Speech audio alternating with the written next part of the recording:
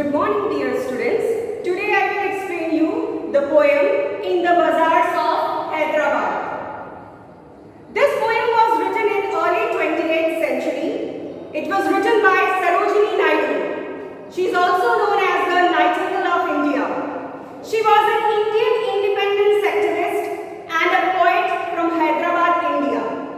This poem is a vibrant, colorful poem that describes the bazaars of Hyderabad. This poem was written during the British rule, when Indians were asked to boycott foreign products and buy goods from traditional Indian bazaars. During this time, publication of Indian newspapers was banned. So, she might have thought that the best way to spread the message among people was through the poems. The poet talks about the products. In this poem, the poet talks about the products offered in the old bazaars of Hyderabad. The sights, smells and sounds of the different items being sold come together in vivid images. This poem is written in 5 stanzas. I will recite each stanza and then explain it to you, along with the meaning of hard words. So the first stanza is, what do you sell, O ye merchants? Richly your wares are displayed. Turbans of crimson and silver, tunics of purple brocade, mirrors with panels of amber, daggers with handles of jade. Wares. Wares means articles offered for sale. Displayed, it means put on show. Crimson. Crimson means dark red color. Tunics. Tunics means it's a loose garment that is worn on the top part of the body. Amber. Amber is a hard yellowish brown substance that is used for making ornaments.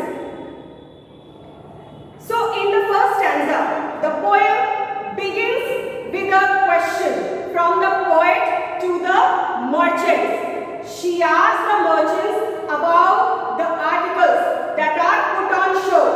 She asks the merchants what they are selling, and she gets an immediate reply from them. They say that they are selling dark red and silver colored turbans and tunics of purple brocade. It means the loose garments had gold and silver thread work or embroidery on them. They say that they are selling mirrors framed in amber and daggers that have handles studded with the precious green colored stone called jade. The next stanza. What do you weigh, O ye vendors? Saffron and lentil and rice.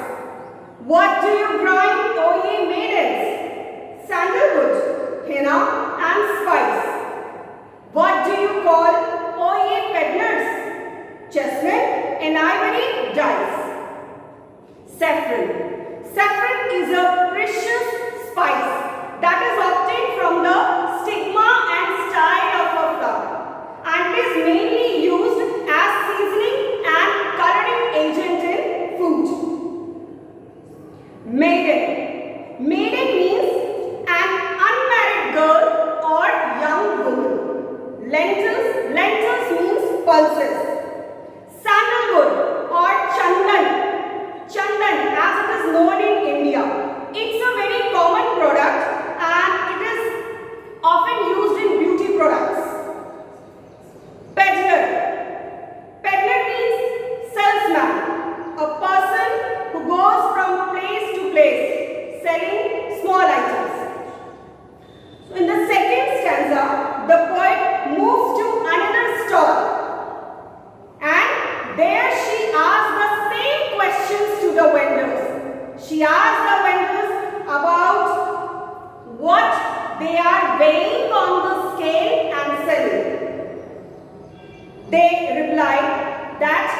they are weighing saffron, pulses and rice. Next, she asks the maidens, she asks young girls and women what they are grinding. They say that they are grinding and selling sandalwood, henna and various types of spices. Next, she moves to the peddlers. She asks the salesmen what they are calling and selling. They say that they are selling chessmen and dice made from ivory.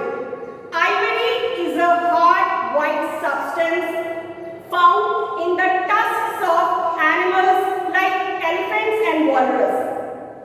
And this ivory, it is used to make ornaments and other articles.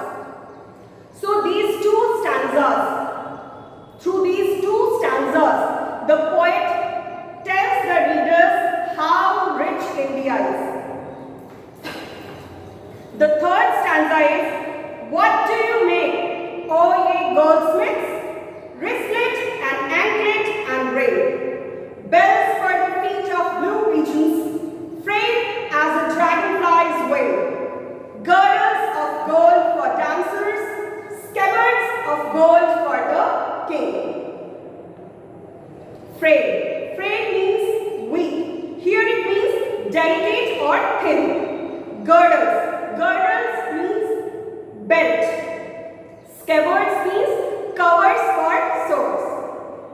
In the third stanza, the poet takes us to the jewelry shops.